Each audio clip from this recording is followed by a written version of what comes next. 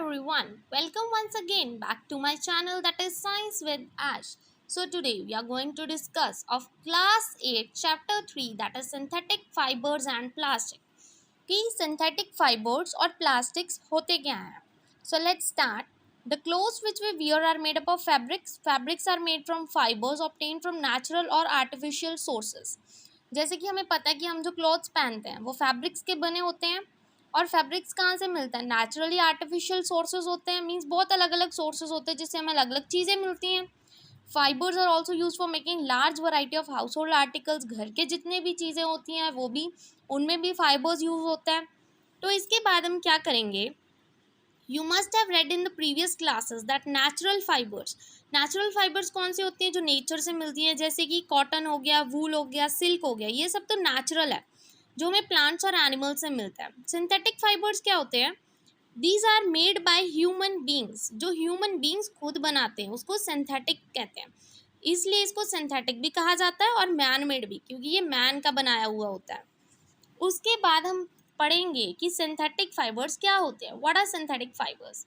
जैसे कि आपने देखा होगा कोई ये ब्रेसलेट टाइप होता है जिसमें थ्रेड्स लगे होते हैं एक दूसरे से कनेक्टेड या जो पिन्स होती हैं जो एक दूसरे से कनेक्टेड है मीन्स वो एक तरह से एक दूसरे से एक चेन में कनेक्टेड है जो एक लंबी सी चेन होती है मीन्स वन बाय वन जब चेन को एक दूसरे से लिंक किया जाता है और एक बड़ी सी चेन बनाई जाती है ना छोटी छोटी चीज़ों को लिंक करके एक बड़ी चेन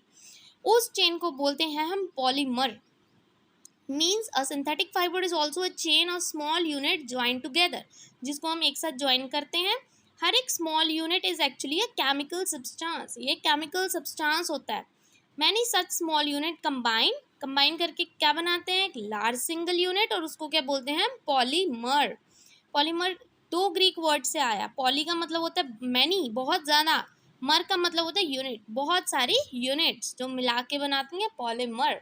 पॉलीमर क्या होता है it's made up of many repeating units अब हम पढ़ेंगे अलग अलग तरह के सिंथेटिक फाइबर्स कौन से होते हैं सबसे पहले हम पढ़ेंगे रेयॉन क्या होता है जैसे कि हमें पता है कि सिल्क कहाँ से मिलती है सिल्क वॉर्म से और ये कहाँ डिस्कवर हुआ था सबसे पहले चाइना में and was kept as a closely guarded secret for long time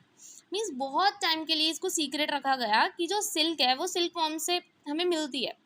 fabric obtain from silk fibre are very costly क्योंकि जो सिल्क फाइबर होती है वो बहुत ज़्यादा कॉस्टली होती है but it's beautiful texture fascinated everybody but वो बहुत ज़्यादा ब्यूटीफुल भी होती है और कॉस्टली भी होती है तो 19th सेंचुरी के एंड में scientist were successful in obtaining a fibre having properties similar to that of silk वो वाली तो बहुत कॉस्टली थी सिल्क वाली तो क्या किया साइंटिस्ट ने 19th सेंचुरी में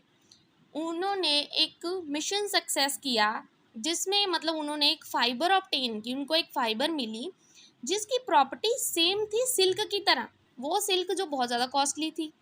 उसी की तरह की एक मैचिंग सिल्क उन्होंने डिस्कवर की साइंटिस्ट ने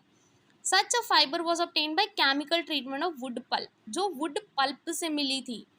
इस फाइबर को क्या बोलते हैं रेयॉन या आर्टिफिशियल सिल्क बोला जाता है इसको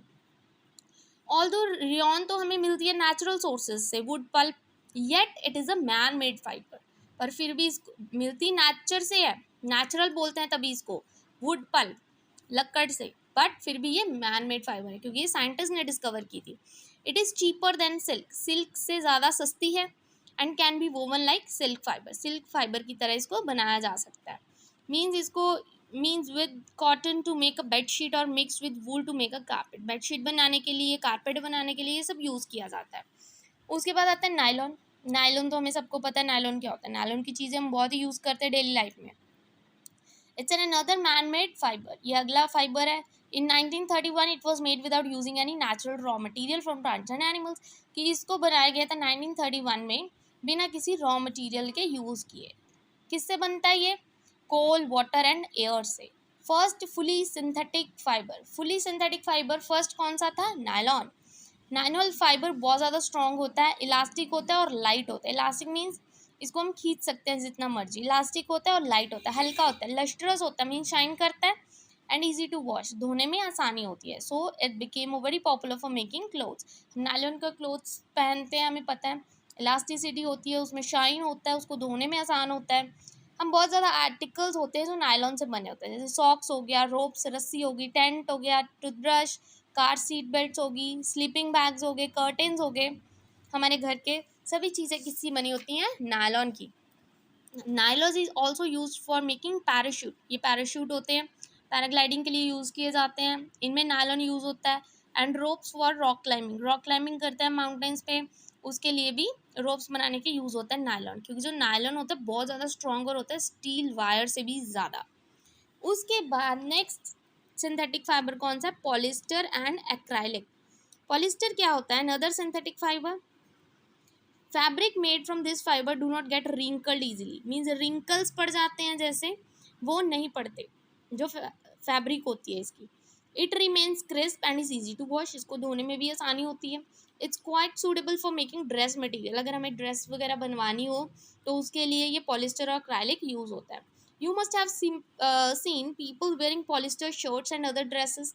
टैरिलिन is a popular polyester. Most popular polyester कौन सा है, टैरिलिन। It can be drawn into very fine fiber that can be woven like other yarn. Means इनको भी क्या किया जाता है, फाइन फाइबर्स में बनाया जा सकता है बाकी yarns की तरह।